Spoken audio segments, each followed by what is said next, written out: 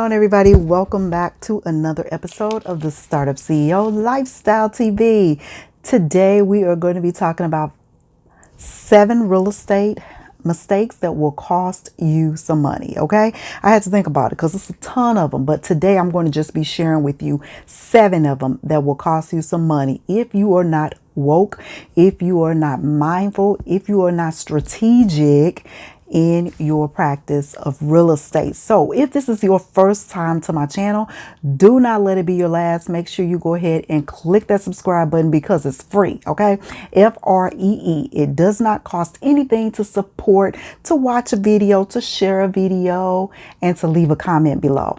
And so if you are part of the CEO family, welcome back. If you're new, then go ahead and listen to what I got to say. And if you agree with everything I got to say, or if you're interested rather, go ahead and become a part of the CEO family. We greatly appreciate you here in this room. Click that bell so you do not miss any uploaded videos, any lives, any premieres, anything of that sort. So I greatly appreciate each and every one of you that come back to the channel on a regular basis to help build it up. Okay, greatly appreciate you. So today we are going to be talking about, as I mentioned, those real estate investing mistakes that will cost you the ching ching, the money, the flow, and really devastate your business. So real estate, I've been involved in real estate about 28 years. It was kind of like my first real business that I started. And if I can just go through all the different things that I've gone through in the journey of this business practice, then you would probably think I'm crazy that I'm still here, because I've had ups, I've had downs, I've had all arounds. But real estate is so good that will keep you in this space.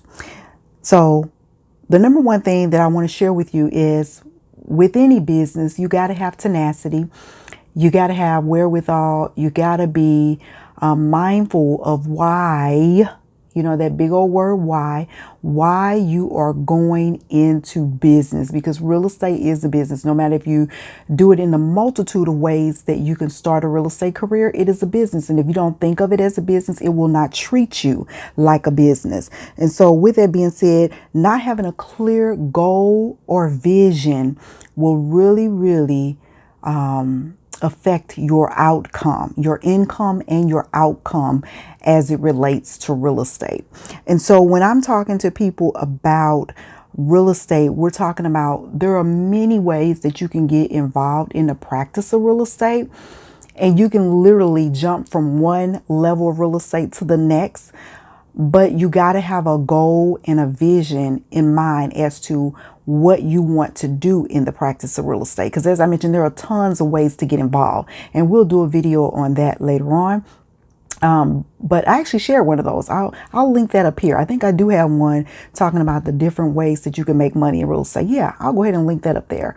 But you got to have a vision. When you are a new investor, if you don't have a vision, a mindset of what it is that you want to get out of the business, just with any business, then it really is not going to serve you well. And so when I think of business, I look at how the business can serve me now and how it can serve my legacy in the future. And a clear goal and vision, as with anything, you got to be mindful. Are you going to buy and hold? Are you going to be a landlord? Are you going to flip? Are you going to do short-term rental? There's just so many different avenues, property management, that you can go into in the field of real estate. But that clear vision and that clear goal will help lead you from point A to point B. So that's number one. Number two, know insight of the neighborhood that you are seeking to invest in. This right here will cost you some money on the front end and on the back end. Now, what do I mean by costing you some money on the front end? On the front end, if you are there to whether buy and hold or flip, you got to think, do people want to live there? And I always suggest that you go into detail and you look at the fact, would I live here? Would I put a family member there? Because truth be told, not all neighborhoods are created equal, just like not all schools are created equal, not all people are created equal. And so we have to be mindful of that. If we're going to invest in something, is it going to invest back in us? And so when I first started, I wasn't mindful of that because I was just so excited to be involved in the business and, made some bad investments. And so moving forward, once you learn, because all you got to do is hit your head one time, sometimes twice, sometimes three times. But once you hit your head, you realize, hey, I can't do it that way again if I want to be successful. And so with that being said, understanding the neighborhood that you're purchasing in on the front end, do people want to live there? Is the return on your investment going to be good? Because on the back end, when you try to sell that property, will you get the money that you paid for it? And so being that mindful of thinking about how you can make money on the front end and the back end really will save you the headache of going down the wrong path. So that's number 2, no insight into the neighborhood. And there are so many different ways that you can get insight into the neighborhood. Number 1, I'm always tell you, because I am a licensed realtor, I always recommend that you have a realtor on your team when you get involved in any kind of real estate, whether it's buying a house to live there, whether it is investing in real estate. You need a licensed realtor on your team because they will have insight that you perhaps may not have. And so it's always good to have someone that's for you, that's going to work with you, that's going to help you build and grow and monetize the business of real estate. Number 3, you don't have a team assembled before you begin the process. So, business has structures. And when you're talking about the structure of business, you have to have people on your team that are willing to work with you, for you, and not against you. And by having a team assembled before you begin the process of real estate, it not only makes it easier, but it makes it less confusing. So you don't necessarily have to have one, but I recommend highly that you have one because what you don't know, they should know. For example, an attorney. If you live in a state that you have to have an attorney to close a piece of property, then most certainly you want to have a knowledgeable attorney on your team that can help you when you get stuck, because there are some legalities involved in real estate that if you're not aware of them, if you don't know what they are, you can lose money, especially if you're not licensed. So having an attorney on your team is so important. Again, as I mentioned, that licensed realtor.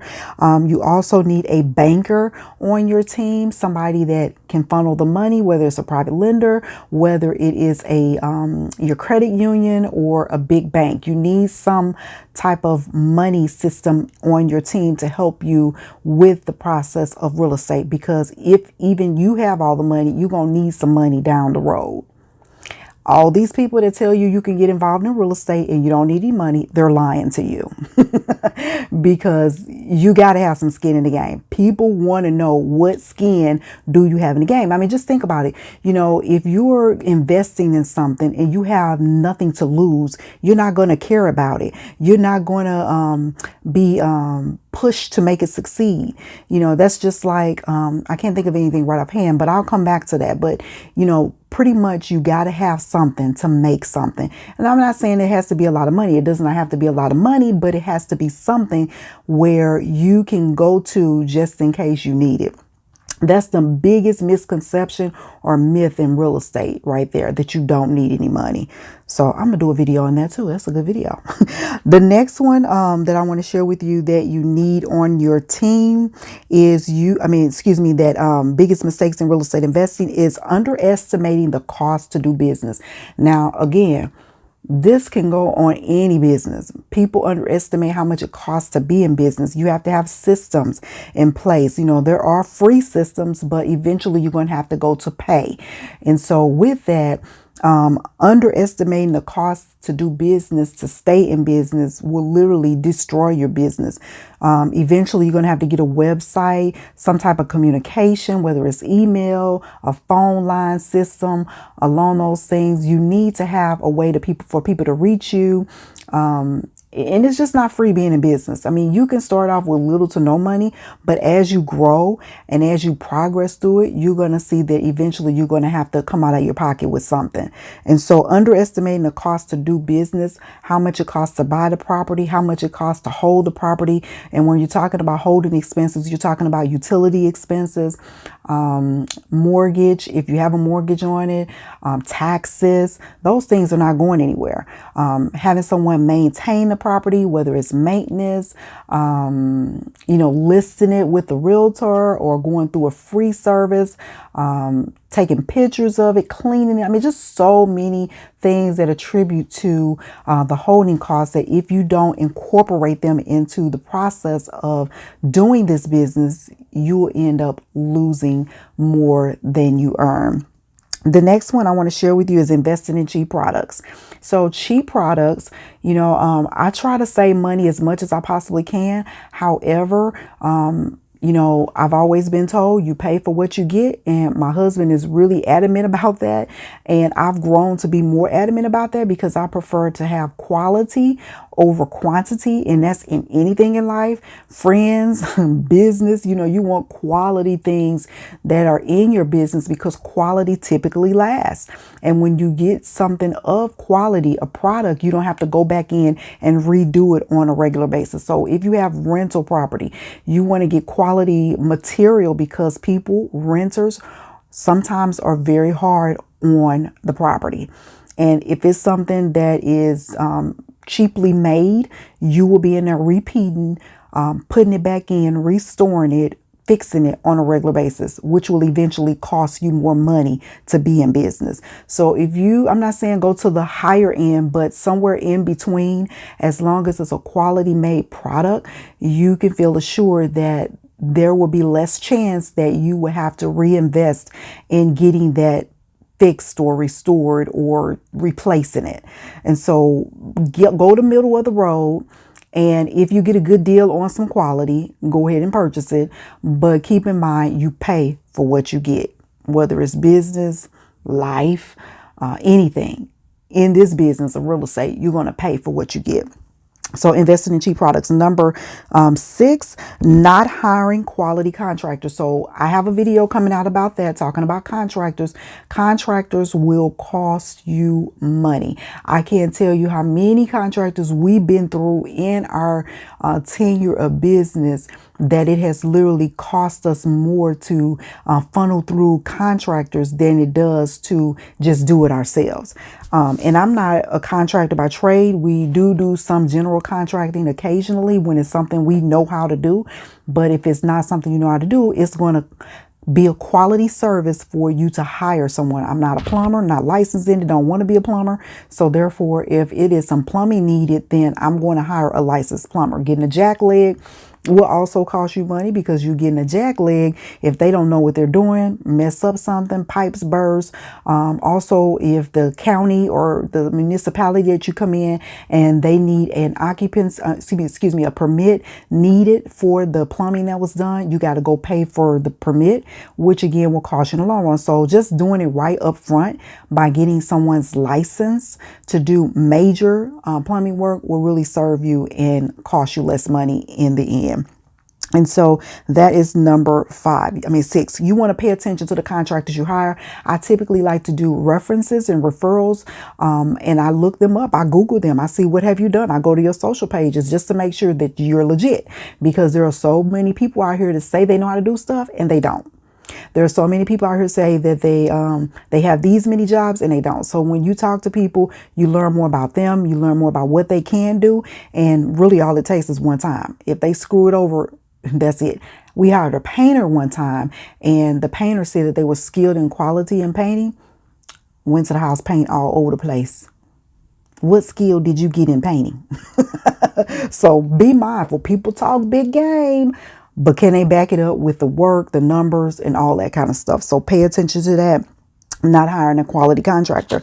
Number 7, this is the most important one out of everything that I mentioned. Over rehabbing and under rehabbing. When I'm talking about over rehabbing, I'm talking about doing things on a property that are not going to be financially feasible when you decide to sell it. So, when I go on a property, the first thing I do as a realtor, I do comps on the neighborhood to make sure that the money I'm putting into the property, that I'm going to get it trifold or at least double it back, because if not, you're losing money. And obviously, if you're going to get in the business, especially the business of real estate, your goal is to make money. And so if you're not able to flip that and make that money back, then you're losing money. Under rehabbing, if you're going into a neighborhood that is a $200,000 neighborhood and you're only putting $5,000, and sometimes you can put $5,000 and bring it up to a $200,000 value, but it depends if you're investing in quality products. And so you want to be mindful of the area, the neighborhood that you're buying in, because when you buy in those neighborhoods, you will literally see a return on your investment. If you're under rehabbing and over rehabbing, it can literally cost you in the end. So I hope these tips that I've shared with you, these 7 tips, will help enable you to have an open mind when it relates to real estate. And there is so much opportunity, as I mentioned, but you literally have to know not always what you're doing, but you have to have some insight. And if you don't know what you're doing, make sure you have that team that can help and assist you along the way. So if you are not a member, go ahead and click that subscribe button. Also, make sure you go ahead and like this video if I've shared some content and information to help you up level to that next level.